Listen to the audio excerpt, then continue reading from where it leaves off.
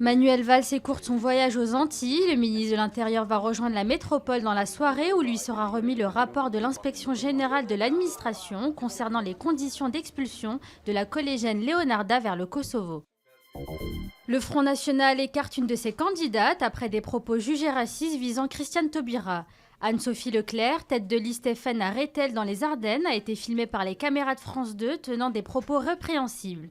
La commerçante de 33 ans, encartée au FN depuis 2012, avait publié sur son compte Facebook un photomontage comparant la garde des Sceaux à un singe. L'ancien ministre du Budget Éric Woerth sera convoqué par la Cour de justice de la République le 24 octobre. L'instance chargée d'enquêter et de juger les membres du gouvernement pour des actes commis dans l'exercice de leurs fonctions pourrait le mettre en examen pour avoir bradé pour 2,5 millions d'euros une parcelle de 57 hectares de la forêt de Compiègne. De son côté, l'actuel député de l'Oise a déclaré ne pas comprendre le soupçon. Un vaste incendie a détruit des centaines de maisons et a fait au moins une victime dans le sud-est de l'Australie. Le feu qui s'est déclaré jeudi n'est toujours pas maîtrisé. Loin de l'eau turquoise et du sable fin, l'île de Tilafushi est une des plus grandes déchetteries des Maldives. Plus de 200 tonnes de déchets y sont déversées chaque jour. Cette vaste décharge à ciel ouvert représente une menace pour l'environnement.